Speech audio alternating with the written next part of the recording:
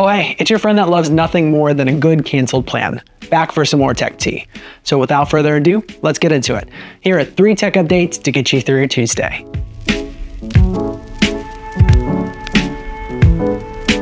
So there was a new way of getting iMessage on Android, but then there wasn't, and that made a lot of people angry, including Elizabeth Warren, and now it's back, kind of. Here's what you need to know. Even though Apple has already agreed to bring RCS to iMessage, so we'll get essentially the majority of the same features, a lot of Android users want that blue bubble still. After Nothing Chats turned out to be a privacy nightmare, Beeper Mini tried to do it the right way.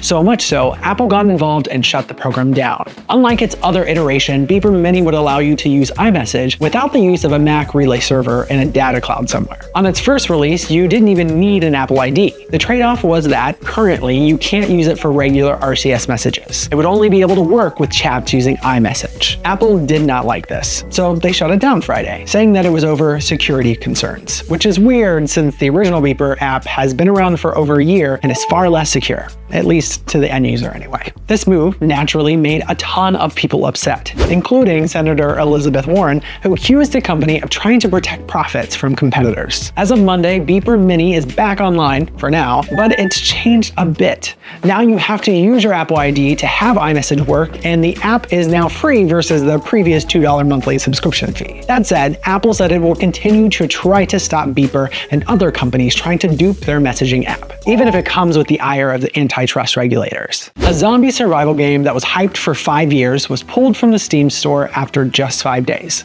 Here's what you need to know. The Day Before is a zombie survival FPS. In the initial trailers and concept videos shown by the developer Fantastic, it was depicted as an open-world MMO where you gather materials and take down hordes of zombies while building up your home base. It featured decent MMO graphics, realistic reloading, recoil and shooting precision, and maps with drivable cars and jump scares. They do have cars, so I guess that's like 17% of what was promised. Even with the cryptic trailers and no word on maps or other details, the title became the most wishlisted game on Steam. On December 7th, Fantastic released The Day Before on Steam for early access for about $40. It sold over 201,000 units on Steam. By the next day, players were demanding refunds, 91,000 players to be exact. The game hit a fraction of what it promised and was practically unplayable by how buggy it was. Like, we're talking Golem level bad. Fantastic released a letter apologizing for the negative press yesterday on Steam, saying that it was working to provide those refunds. They also announced that the studio is shutting down altogether after the financial failure. For now, the servers are still on, and they said that the future of the title is unknown, but as of Monday, you can no longer download The Day Before on Steam. I don't know, do you agree with the others that you think this is some big 5-year scam, or do you feel genuinely bad for the devs? And finally, we're getting 2 DLCs for Final Fantasy XVI, with one already out today.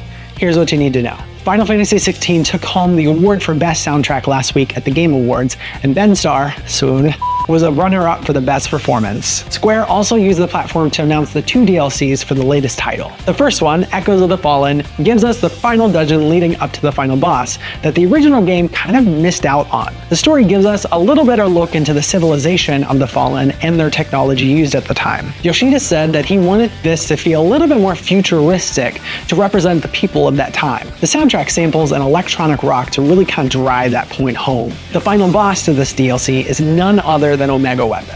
Yoshida said they worked hard to make this fight unique to any past iterations of this enemy, but so can definitely use inspiration from Final Fantasy XIV for the theme. There's also a quest in 14 called Echoes of a Fallen Star. We love a good callback. The second DLC, The Rising Tide, is coming out in springtime, which will bring with it some more challenges, amazing music, and that missing icon we didn't get to fight, Leviathan. Details are still sparse for the second one, but I'm sure we'll get some soon enough. Until then, Echoes of the Fallen is out for free, and with it, you can obtain Cloud's Buster Sword as well. That's all I have for now.